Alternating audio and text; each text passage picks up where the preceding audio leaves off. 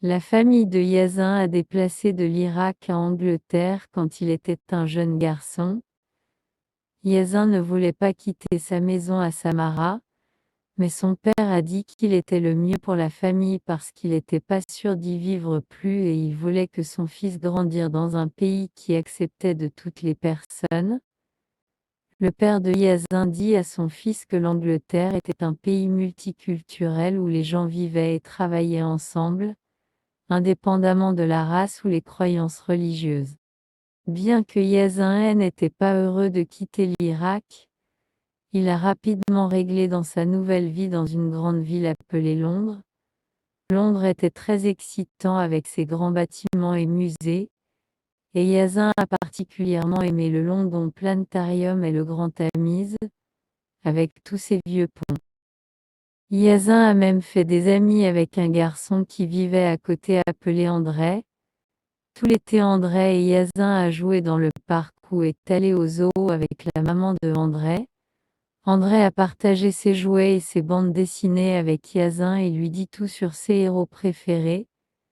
Ils ont même construit un camp dans le jardin arrière de Yazin où il se cachait des adultes. L'été a été un moment de plaisir et de jeune Yazin sentit bientôt tout à fait à la maison à Londres. Même si elle était une très grande ville et pas aussi ensoleillée et chaud comme il était à Samarra, son anglais a de mieux en mieux, surtout avec l'aide d'André, mais il y avait beaucoup de mots que Yazin ne comprenait pas et il se sentait souvent stupide parce qu'il ne pouvait pas parler ainsi comme il le voudrait. Lorsque septembre finalement venu autour et les feuilles ont commencé à tomber des arbres, le père de Yazin a expliqué qu'il était temps pour son fils d'aller à l'école. Yazin était âgé de 7 ans, de sorte qu'il se rendrait à Troyes de l'école primaire locale en la même année que son ami André. Bien que Yazin était très nerveux au sujet de aller à l'école, son père et sa mère lui ont assuré que ce serait un endroit amusant où il devait rencontrer beaucoup de nouveaux amis et d'apprendre beaucoup de nouvelles choses intéressantes. L'école anglaise sont censés être très bons, dit la mère de Yazin. Et vous allez apprendre des choses très intéressantes et votre anglais aurait mieux en peu de temps, a assuré son père.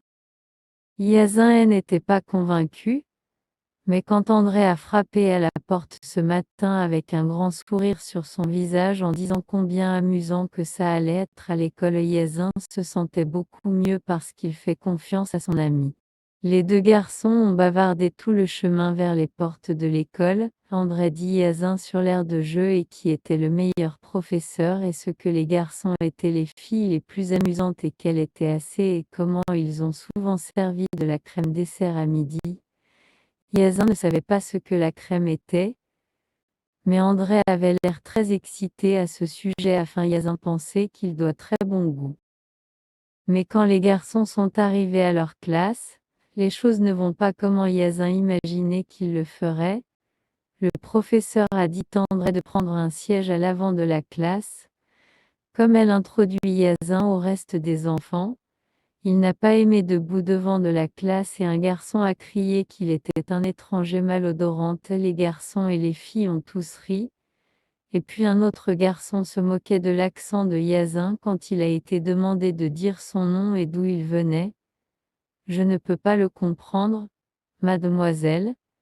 Il ne peut même pas parler anglais, dit le garçon méchant. Enfin Yazin a été autorisé à prendre place à l'arrière de la classe, mais il voulait qu'il était à côté de André comme il se sentait très seul. La jeune fille assise à côté de lui gardait le regardait d'une manière étrange qui a fait Yazin mal à l'aise et au cours de la leçon qu'elle a mis sa main et a demandé à l'enseignant si elle pouvait déplacer des lieux. Yazin ne comprenait pas ce qu'il avait fait à offenser la jeune fille. Quand la cloche a qu'il était temps de sortir dans la cour de récréation, tous les enfants ont fermé leurs livres et de mettre sur leur manteau et sorti de la porte dans le soleil d'automne radieux. L'enseignant a gardé Yazin un instant en arrière et lui a donné un badge avec son nom sur lequel elle a épinglé à son cavalier. Là vous allez, dit-elle avec un sourire maintenant, tous les enfants pourront apprendre votre nom. Hyacinthe pensait que le badge regardait idiot, et quand il est sorti dans la cour tous les enfants a commencé à pointer et vous avez le nom d'une fille, dit un petit garçon aux cheveux blonds bouclés. Hyacinthe a voulu expliquer qu'il n'y a pas le nom d'une jeune fille mais il était trop nerveux parce que tous les enfants étaient le pointant du doigt et en riant.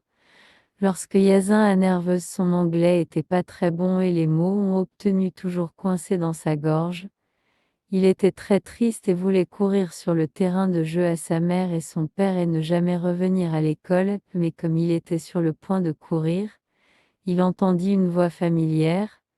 Salut Hyacinthe et quand il leva les yeux, il était debout André à côté de lui. André regarda les enfants se sont rassemblés autour et secoua la tête.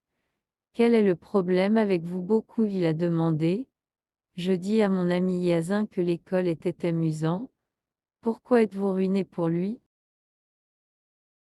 Il est différent, dit une très grande fille qui se tenait debout à l'avant de la foule des enfants. Alors êtes-vous, dit André.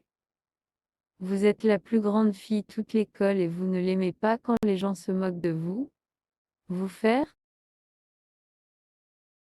Puis André regarda le garçon aux cheveux bouclés. Et vous ne l'aimez pas quand les gens disent que vous avez les cheveux de la jeune fille? Dit-il au garçon. Nous sommes tous différents et qui est ce qui nous rend intéressants? Que serait la vie comme si nous étions tous la même chose que l'autre? Il y avait le silence parmi les enfants, puis Hyacinthe leva la tête haute. Ennuyeux, dit-il avec un sourire. Cela est vrai, exclama André, retournant le sourire de son ami. Ennuyeux Flippin. Et avec ce que tous les enfants ont commencé à rire. Ennuyeux Flippin ont-ils scandé à l'autre. André a expliqué comment il avait passé l'été avec Hyacinthe, comment ils avaient construit un camp ensemble et joué dans le parc et comment Hyacinthe préférait Batman à Superman, et comment il était vraiment différent parce qu'il n'a même pas comme des autres dogs. Les enfants ont tous ri un peu plus et bientôt tout le monde parlait de toutes les choses qui les rendaient différents les uns des autres. Peut-être Jeanquin même soulevait son pull et a montré tout le monde une grande tache de naissance pourpre sur le devant de son ventre. Voilà ce que je appelle différente, dit-il triomphalement. Je parie qu'aucun d'entre vous avez une grande tache de naissance comme le mien. Lorsque le temps de pause était terminé, André a mis sa main dans la classe et a suggéré à l'enseignant qu'il devrait passer la leçon par à quel point il était que tout le monde était tellement différent de tout le monde et comment les gens sont venus en Angleterre de partout dans le monde pour commencer une nouvelle vie comme son ami Hyacinthe. L'enseignant a convenu qu'il était important d'être un individu, et elle a également dit qu'il était merveilleux que l'ensemble de la Grande-Bretagne était une île multiculturelle. Hyacinthe a écrit ces 2 mots dans son livre et lui a promis qu'il allait tous les 2 apprendre et à mémoriser les toujours. Il a aussi écrit le mot ami dans son livre. Il savait déjà ce que signifiait ami. Mais il voulait juste de l'écrire parce qu'il se sentait tellement chanceux d'avoir un bon ami comme André qui se leva pour les gens et ne pas les juger, simplement parce qu'ils étaient différents.